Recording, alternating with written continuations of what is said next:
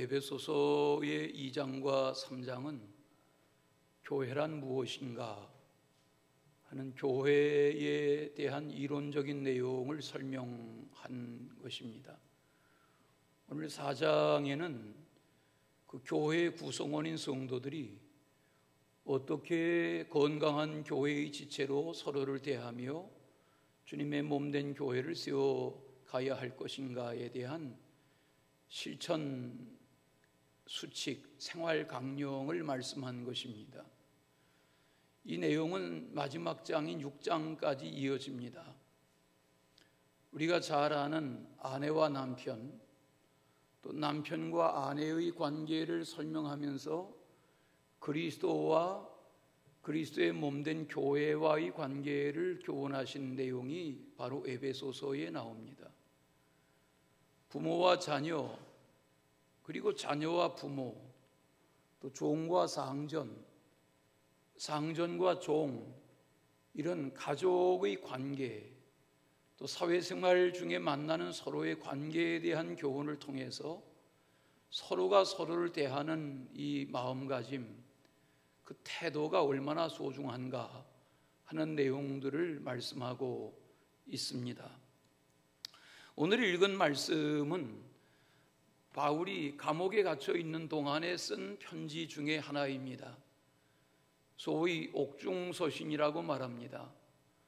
바울은 크게 감옥에 3번 갇힌 것으로 성경은 소개합니다. 가이사랴 감옥에 2년, 또 나중 로마 감옥에 2년, 그리고 로마 감옥에 또다시 갇혀 지냈던 날들, 그 감옥에 갇혀 있는 동안에 갈라디아서, 에베소서, 빌립보서, 빌레몬서 이런 편지들을 감옥 안에서 썼습니다. 왜 갇히게 되었는가? 이 짧은 편지 안에 3장 1절 그리고 오늘 본문으로 읽으신 4장 1절에 내가 갇혀있다 하는 옥중에서 쓰고 있다는 내용을 반복해서 강조한 내용을 접할 수 있습니다. 3장 1절에 보시면 이러므로 그리스도 예수의 일로 너의 이방인을 위하여 갇힌 자 된 나 바울이 말한다.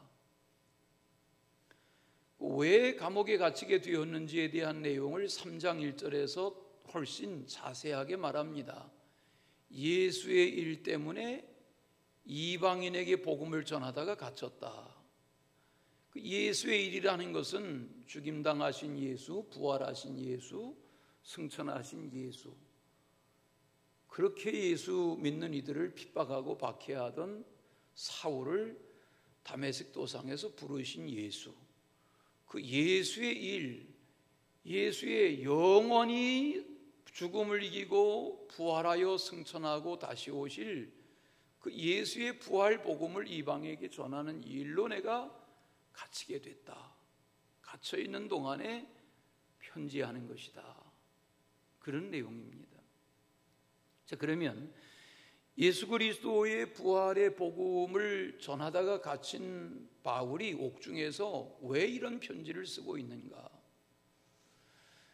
지난주의 말씀에 이어지는 이 에베소서의 내용은 교회에 대한 강조입니다. 우리가 자유롭게 교회를 드나들 때에는 몰랐는데 이처럼 제약을 받고 교회 출입이 내 마음대로 자유롭게 되지 않는 여건에서는 교회란 무엇인가? 물론 여기서 말하는 교회가 이 건물을 말하는 건 아니지만 성도들이 모여서 예배하고 모여서 교제하고 모여서 떡을 떼고 하는 그 일상의 교회의 공동체성이 제한을 받는 여건에서는 우리는 질문하게 됩니다. 도대체 교회란 뭐냐? 그런데 오늘 바울이 말합니다. 교회의 소중함, 교회 구성원들이 성도들의 서로의 가치, 이것이 얼마나 귀한 것이냐 하는 것을 말합니다. 그 첫째는 무엇입니까? 부르심에 합당하게 행하라. 갇혀있는 저가 감옥 밖에 있는 성도들에게 편지하면서 교회의 구성원으로서의 부르심에 합당하게 행하라 하고 권면합니다. 부르심이 뭡니까? 하나님이 노아를 부르시고 아브라함을 부르시고 그 아들 이삭을 부르시고 야곱을 부르시고 요셉을 부르시고 모세를 부르신 것입니다. 예수님의 12 제자들이 베드로와 안드레가 형제고 야고보가 요한이 형제인데, 저들 형제가 예수님께 찾아가서 나를 써주세요, 제자 삼아주세요 부탁한 게 아닙니다. 12 제자를 예수님이 찾아가셔서 만나시고 예수님이 저들을 택하셔서 제자로 부르신 것입니다. 오늘 이 사도 바울도 마찬가지죠. 사도 바울의 원 이름은 사울이고, 그 사울이라는 이름이 가장 처음 등장하는 것은 사도행전 8장 1절입니다. 거기 보면 사울이 스데반 집사가 붙잡혀서 돌에 맞아 죽게 되었다는 것을 마땅히 여겼다, 그런 내용을 말할 때 사울이라는 인물의 이름이 처음 등장합니다. 그 사울이 그렇게 살기가 등등하고 성도들을 위협하고 교회를 핍박했습니다. 그런 저가 다메섹 도성에 숨어 지내며 예수 믿고 증거하는 그리스도인들을 박멸하려고 가다가 예수님께 붙잡힌 것입니다. 강한 빛이 눈을 가렸습니다. 땅에 고꾸라졌습니다. 예수님이 부르십니다. 사울아 사울아 내가 왜 나를 박해하느냐. 이리 해서 사울의 생애는 3일 만에 눈이 띄어지고 성령의 충만함으로 이방의 복음을 전하는 부활 복음의 전도자가 됩니다.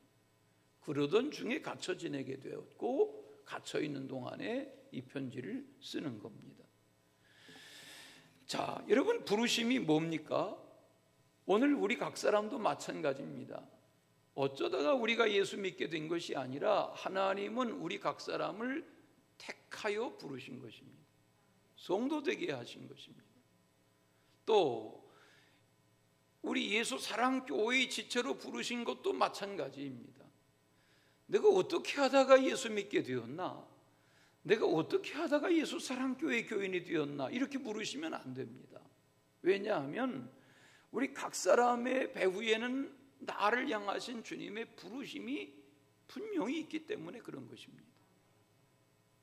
이걸 깨닫고 보면 귀합니다. 우리가 눈이 오나 비가 오나 밤이나 낮이나 여름이나 겨울이나 한결같이 교회 중심, 말씀 중심, 속도원 중심, 사역 중심, 이렇게 세상의 일이 분주하지만 내 마음에 꽉 찬 이 교회관을 가지고 내가 교회의 지체이다, 내가 성도이다, 이런 마음으로 살아갈 수 있게 된 것이 내 결정, 내 판단, 내 의지가 아닙니다. 그런 마음을 부어주시는 것이 하나님의 은혜이고 부르심입니다. 그러므로 우리는 예수님의 제자로서의 이 부르심, 그리고 교회의 소속감, 이 공동체성, 이것을 점점 분명히 해나가야 합니다. 늘 비교하고 묵상하지만 예수님이 베드로도 제자로 부르셨고 가룟 유다도 제자로 부르셨습니다. 그런데 사도행전 1장에서 보시는 대로 가룟 유다의 마지막은 너무 참담하고 비참하게 끝났습니다. 사도행전 1, 2장이 성령 강림으로 인한 교회의 탄생의 장인데, 거기 가룟 유다 제자였던 가룟 유다의 비참한 죽음을 거기 삽입합니다. 왜입니까? 부르심을 경홀히 여기면 이렇게 된다는 겁니다. 반면에 사도행전 1장, 2장, 3장으로 이어지는 거기 중심 인물로 부상하는 성령 받은 베드로의 등장은 뭡니까? 가룟 유다도 부르심을 받았고 베드로도 부르심을 받았지만 부르심을 경홀히 여기고 스승을 팔아버린 가룟 유다의 비참한 마지막과 부르심의 우여곡절을 겪으며 믿음의 우여곡절 속에 다듬어져 갔던 베드로가 성령의 충만함으로 초대교회와 교회 역사에 위대한 사도로 세워지기까지의 그 차이를 말하는 것입니다. 우리 각 사람도 마찬가지입니다. 우리가 이렇게 한 공동체를 이루고 10여 년 세월을 지내오는 동안 우리의 신앙의 각 사람의 이력은 다 다릅니다. 그건 자기가 하나님의 부르심 앞에 할 탓입니다.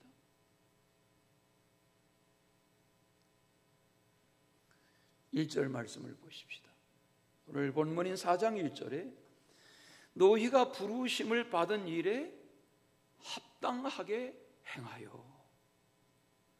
그렇습니다. 우리는 이 코로나의 답답한 환경 속에서 예배당에 오지도 못하고 대개 가정에서 주일을 맡고 계시고, 이 일이 언제까지 앞으로 또 계속될지 모르는 여건이지만 우리 각 사람에게는 교회의 공동체로 부르신, 주님의 몸된 교회의 지체로 부르신 이 부르심이 있단 말입니다.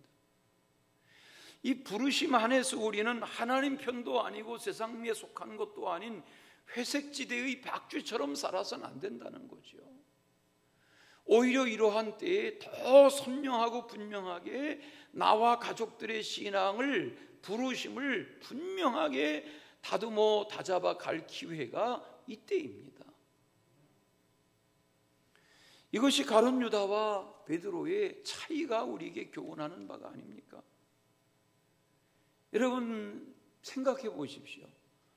우리가 돈 하며 돈을 벌고 돈을 쫓고 돈을 모은다고 카카오의 김범수 의장처럼 되겠어요?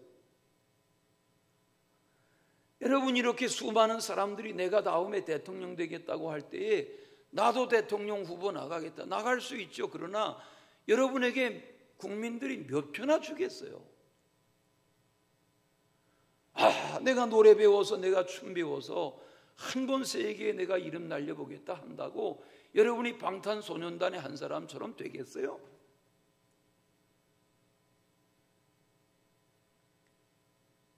그래도 역시 올림픽에서는 한국 선수들은 양궁이다. 그래가지고 내가 양궁 활쏘기 시작한다고 해서 20살 안산이나 17살 김재덕처럼 되겠냔 말이에요. 안 된단 말이 아니에요. 못한단 말이 아니에요. 여러분, 우리가 부르심을 거기에 제한한다면, 돈, 명예, 권력, 출세, 인기, 성공, 거기에 우리의 부르심을 모은다면 누가 얼마나 하겠냔 말이죠.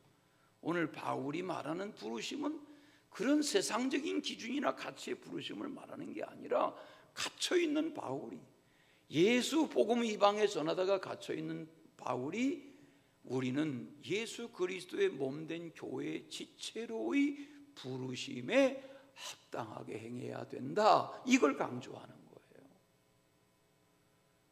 여러분, 성도의 부르심을 존귀히 여기시기 바랍니다. 내가 예수 믿는 믿음의 지체가 된 것을 귀하게 여기시기 바랍니다. 두 번째는 사랑 가운데에서 서로 용납하라 그랬습니다. 나를 향하신 부르심을 깨달았다면 그 부르심 후에 서로에 대하여 사랑으로 받아들이는 관계를 가져야 된다는 것입니다. 설명이 필요 없죠. 겸손함으로, 온유함으로, 오래 참음으로, 사랑으로 서로를 용납하라. 용납하는 게 뭐예요? 집 나갔던 둘째 아들을 받아들이는 아버지의 모습, 그게 용납하는 거지요. 세번역 성경으로 읽으니까 2절, 여러분 4장 2절을 보세요. 이 4장 2절을 세번역 성경으로 읽으니까 이렇게 되어 있습니다. 겸손함과 온유함으로 깍듯이 대하십시오. 오래 참음으로써 사랑으로 서로 용납하십시오. 현대인의 성경으로 읽으니까 언제나 겸손하고 부드러우며 인내와 사랑으로 서로 너그럽게 대하십시오. 성경입니다. 어떻게 대하란 말입니까? 예수님이 내 마음이 온유하고 겸손하니 내 멍에를 메고 내게 배우라 말씀하신 것처럼, 성도는 성도 간에 어른아이 남녀 누구나 다 서로를 대할 때에 온유하게, 겸손하게, 오래 참음으로, 사랑으로 받아들이는 너그러움으로 서로를 대하라는 것입니다. 여기 겸손이라는 말은 노예가 주인에게 굽신거리는 것을 말합니다. 헬라 사람들이 제일 싫어하는 게 겸손이었답니다. 굽신굽신하는. 그러나 여기서 말하는 겸손이라는 것은 그런 차원이 아닙니다. 만유 위에 계시고 만유를 통일하시고 만유 가운데 계신 하나님의 본체이신 예수님이 사람의 몸을 입고 오셔서 이 땅에서 겸손하게 섬기시다가 겸손하게 십자가에 죽으셨습니다. 예수님의 그 겸손 앞에서는 설명할 말이 없습니다. 온유라는 말은 친절하고 너그럽고 온유하고 서로에 대하여 잘 대하는 이런 거 말합니다. 강하지만 강한 것으로 자기 위험 드러내지 않고 주변 사람에 대하여 부드럽게 서로를 대하고 섬기는 태도가 온유한 것입니다. 우리가 아는 바울, 우리가 아는 사울 얼마나 거칠고 사납고 강팍하고 혈기가 많고 사람이 죽는 것을 그렇게 가볍게 여기고 그러던 사울이 변화됐단 말이에요. 그리고 저가 옥중에 갇혀 있지만 억울해하지 않고 이렇게 편지하는 것입니다. 고린도 후서에 보면 10장 1절에 너희를 대면하면 유순하고 떠나 있으면 담대 않나 바울은 이제 그리스도의 온유와 관용으로 여러분에게 권합니다. 거기 보면 유순하고 온유하고 관용하고 자기를 바울이 그렇게 말해요. 과거에 사납고 거칠던 바울이 아니란 말이에요. 고린도전서 10장에 보면 거기 1절에 내가 그리스도를 본받은 것 같이 너희도 나를 본받으라 말할 정도가 된 거예요. 그렇지 않습니까? 오늘날 우리도 마찬가지입니다. 우리가 이렇게 예수 믿으며 사는데 예수를 오래 믿는데 10년, 30년, 50년 평생 예수 믿는데 화낼 거 다 내고 신경질 부릴 거 다 부리고 혈기 부릴 거 다 부리고 그리고는 또 한다는 말이 난 뒤끝 없어. 이렇게 한다면 누가 여러분을 좋아하겠어요? 사납게 대하고 거칠게 대하고 함부로 대하면서 그렇게 자기가 잘난 척하고 교만한다면 누가 여러분을 좋아하겠어요? 바울이 말하는 게 그거죠. 교회의 지체라면 다 다른, 교회 문 밖에 나가면 다 다른 여건, 신분과 능력의 세상 사람들인데 교회에 모여서 잘난 척하지 말고 겸손하게 온유하게 참아주고 너그럽게 사랑으로 받아주고 이렇게 사는 것이 성도의 모습이 아니냐는 거죠.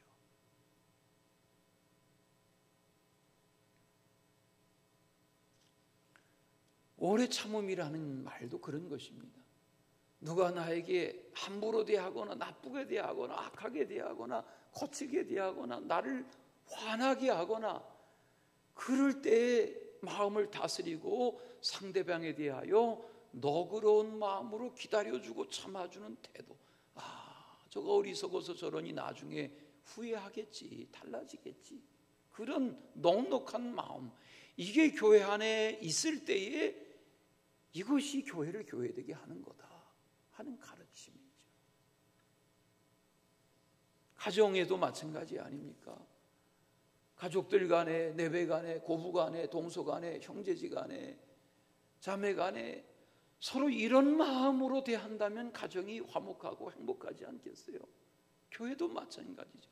목회자와 성도 간에, 성도와 성도 간에, 서로들 간에 관용으로, 너그러움으로, 겸손으로, 온유로, 오래 참음으로, 사랑으로 한다면 문제될 게 뭐가 있겠어요? 우리 그런 성숙한 교회를 만들어 가십니다. 마지막은 하나 되게 하신 것을 심서 지키라 하고 말합니다. 오늘 말씀의 3절 이하에 보면 가장 여러 번 반복되는 단어가 있어요. 뭔지 찾아보세요. 하나라는 단어예요. 하나. 하나라는 말을 계속하고 있어요. 자, 그러면 하나가 무엇입니까? 우리는 하나님을 말할 때, 여호와를 말할 때 하나님 이렇게 말합니다.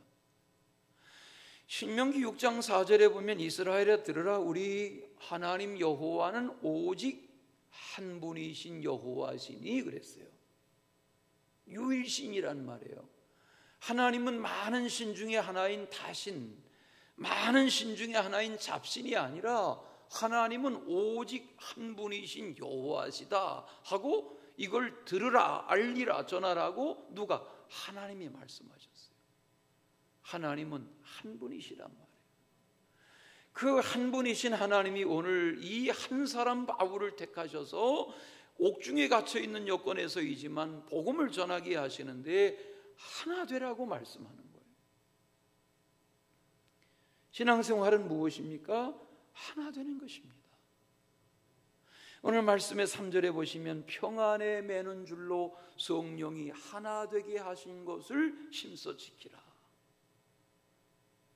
하나 되게 하신 것을 따르라 말입니다. 하나님과 예수 그리스도가 하나입니다. 그런데 바리새인 서기관들 대제사장들은 하나님과 예수 그리스도가 하나인 것을 알았습니까? 몰랐습니다. 그래서 예수님을 미워하고 시기하고 죽이려고 한 것입니다. 예수만 죽여 없애면 자기들이 믿는 하나님 신앙이 제대로 될 줄 알았습니다. 그래서 결국은 그 음모가 예수님의 유월절 예루살렘 드나드실 때 예수님을 붙잡아서 신문하고 본디오 빌라도에게 넘겨서 사형언도 받아 그를 골고다 언덕에 나무 십자가에 달려 죽도록 그렇게 몰아간 것입니다. 왜? 하나님과 예수님이 하나라는 믿음이 저들에게는 없었기 때문입니다. 그런데 하나님의 아들 예수님을 십자가에 달라 죽였습니다. 장사 지냈습니다. 그런데 예수님의 시체가 없어졌습니다. 소문냈습니다. 예수님의 시체를 누가 훔쳐갔다고 해라 소문냈습니다. 여러분, 예수님의 시체를 누가 훔쳐간 겁니까? 예수님을 하나님이 다시 살리셨습니다. 부활케 하셨습니다. 그 부활하신 주님이 승천하시고 승천하신 주님이 지금 이 사울을 다메섹 도상에서 사도행전 9장의 다메섹 도상에서 부르신 것입니다.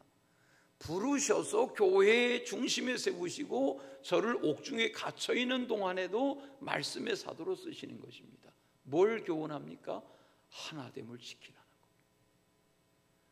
나는 갇혀있고 여러분은 세상에 있지만 우리가 그리스도 안에 복음 안에 하나라는 것입니다.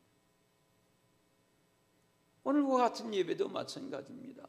전국 교회가 다 그렇지 않은 교회들도 있지만 19명 미만이 예배하고 대개의 성도들이 가정에서 예배합니다.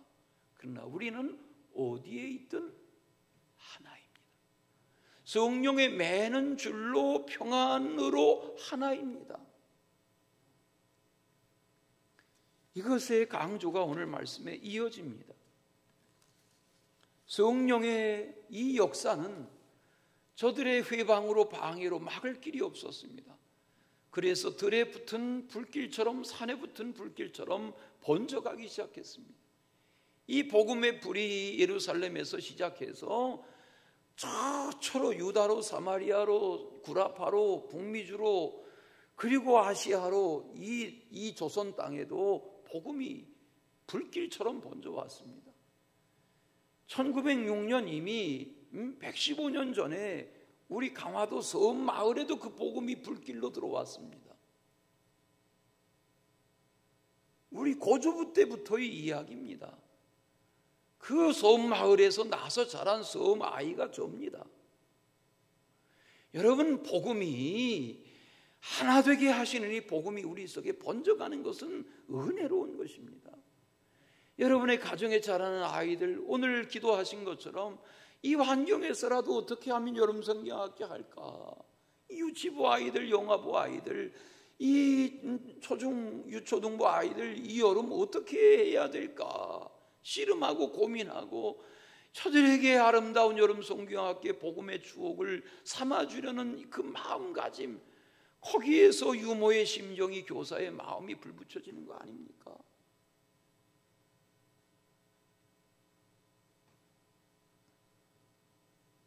내가 어떻게 하다가 지 목사하고 인연을 가졌나? 내가 호금하는 교회 중에 어떻게 하다가 예수사랑 교회하고 인연을 가졌나? 이런 질문 이제는 더 이상 하시면 안 된단 말이에요.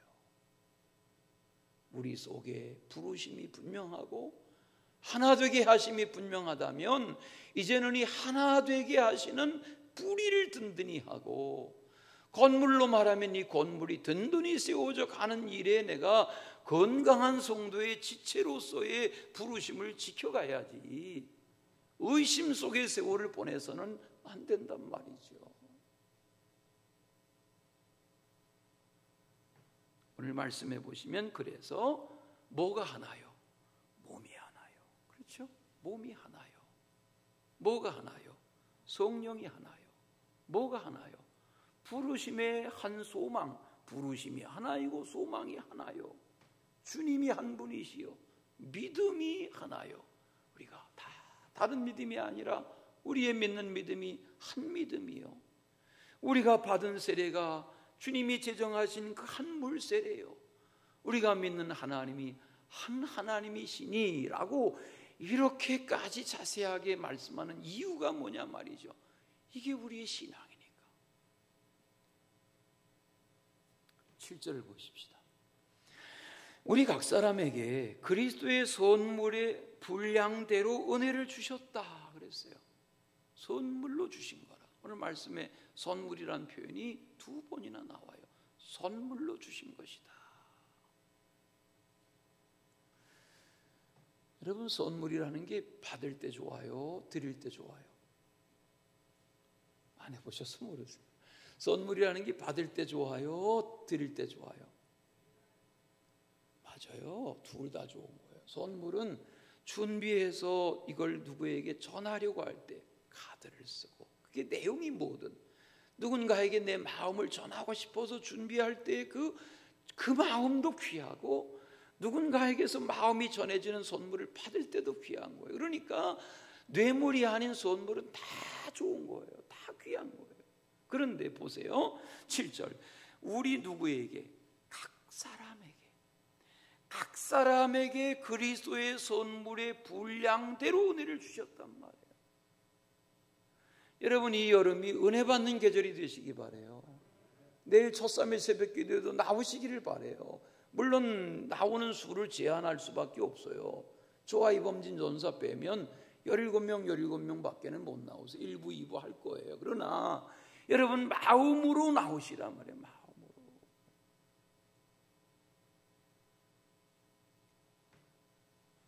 (8절에) 보십시다. 우리 각 사람에게 어떤 사람은 사도로, 어떤 사람은 선지자로, 어떤 사람은 복음 전하는 자로, 어떤 사람은 목사로, 어떤 사람은 교사로. 왜 이렇게 하셨냐 말이에요. 이게 은사인데, 직분인데 왜 그렇게 하셨냐 말이에요. 이유가 뭐예요? 13절에 보십시다. 오늘 내용이 다른 얘기 할 수가 없어요. 성경 보십시다. 13절.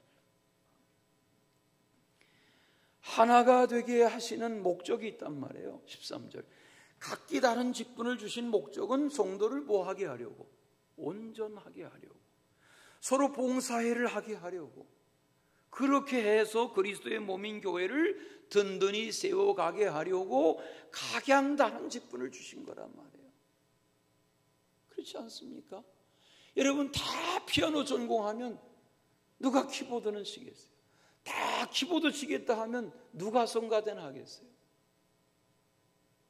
각양 주어진 역할, 다 성가대도 합창이 다 자기의 음색을 따라서, 남성도 다 다르고 여성도 알토, 소프라노 다른 것처럼 각양 주어진 것으로 하나님이 그렇게 조화를 이루게 하셔서 아름답게 건강하게 든든하게 하신단 말이죠.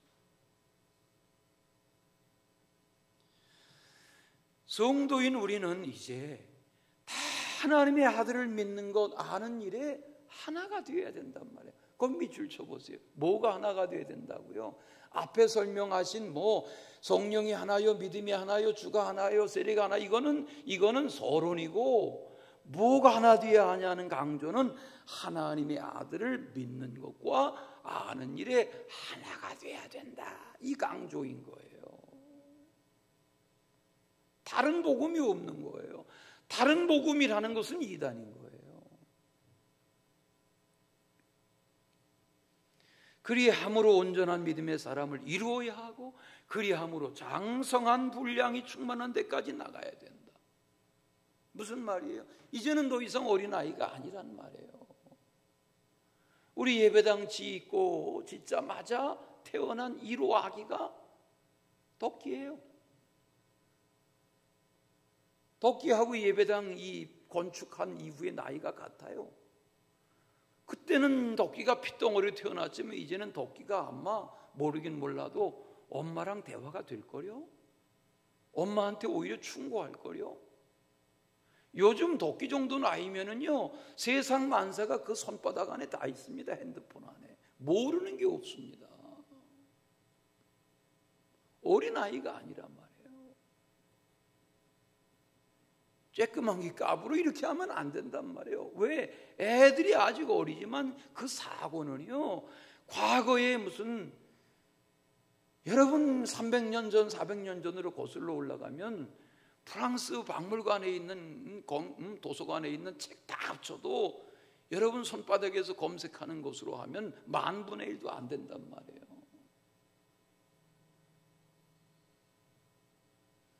그러므로 이제는 간사한 유혹에 빠지지 않도록, 거짓된 교훈에 밀려가지 않도록, 바람을 밀려가듯 이 말 듣고 저기로, 저 말 듣고 저기로 그렇게 부안해동 끌려다니지 않고 이제는 뿌리를 깊게 내리고, 지난주 말씀처럼 든든하게 세워져 가는 성도의 신앙이 돼야 한단 말이에요. 어느 TV 프로그램 보면 걸어서 세상 속으로라는, 걸어서 세계 속으로라는 프로그램이 있어요. 각 세계 아름다운 나라들 문화와 자연과 역사를 소개하는. 한 번은 보니까 포르투갈을 소개해요. 포르투갈 유럽 서안에 포르투갈 그 해변에 쫙 푸른 바다가 내려다 보이는데 그 산자락이요, 암벽 같아요. 60도 각도예요. 그런데 거기에 풀이 나고 흙이 있어요. 그 바위 틈 사이를 일궈 가지고 포도밭을 일궜어요. 끝도 없는 포도밭이에요. 포도나무가 무슨 엄청나게 자라는 게 아니잖아요. 가슴 높이밖에 안 자랐어요. 거기서 포도가 열어요. 풍성하게 열어요. 그런데 그 농부가, 얼굴이 새카만 포도송이처럼 새카만 농부가 조상대대로 수백 년을 개척해온 그 개간지에 바다가 내려다 보이는 그 포도밭을 소개하는데요, 이 열악한 암벽 바위산에 어떻게 여기서 뿌리를 내리고 이렇게 당도 높은 포도가 생산됩니까? 그 얘기는요, 이 포도나무가 뿌리가 20m 이상씩 땅속에 뿌려져 있습니다. 놀라지도 않으셔. 예? 1m 남짓한 그런 포도나무 줄기에 순이 나고 꽃이 피고 포도송이가 맺도록 20m 이상씩 그 바위 암산을 뚫고 뿌리가 내려서 당도 높은 포도가 생산된단 말이에요. 이 코로나 시대는 각 사람의 성도들이 교회 안에 뿌리를 내리는 것을 실증하는 기간입니다.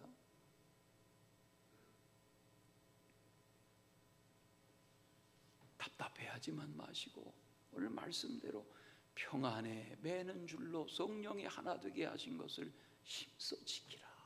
하나 되게 하신 것. 가정에서도 마찬가지. 우리 예배당에 지금 돌아 모이셨는데 우리 한번 고백하십시다. 우리는 하나입니다. 우리 하나입니다. 자, 이어지는 말씀에 보면 거기 15절 말씀 이하에 어린아이의 모습을 벗어버리고 15절 성숙한 그리스도인이 되어야 된다. 든든한 교회의 주역이 되어야 된다. 교회가 어떤 기도의 제목을 가지고 있을 때 구경꾼으로 살지 말고 교회의 기둥이 되고 주역이 되고 주인공이 되어야 된다. 15절 16절을 보세요. 제가 공동번역 성경으로 읽겠습니다. 15절 16절을 여러분이 성경을 들여다보시면서 잘 들어보세요. 도리어 우리는 사랑 가운데서 진리대로 살아야 합니다. 여러 면에서 자라나야 합니다. 머리이신 그리스도와 한 분이 한 몸이 되어야 합니다. 우리의 몸은 각 부분이 자기 구실을 다하여야 합니다. 우리 몸은 각 마디가 서로 연결되고 얽혀서 영양분을 받아 자라나게 됩니다. 그리스도를 머리로 하는 교회도 이와 같습니다. 사랑으로 주의 몸된 교회를 완성해 나가는 것입니다. 제가 지금 읽어드린 것이 성경 말씀입니다. 그러므로 우리 각 사람이 성숙한 성도가 되어 부르심에 합당하게 서로를 사랑으로 받아들이며 하나 되어가는 그런 건강한 교회 생활, 신앙생활 되시기를 축원합니다. 사랑의 주 하나님 아버지, 수많은 영혼을 구원하는 성령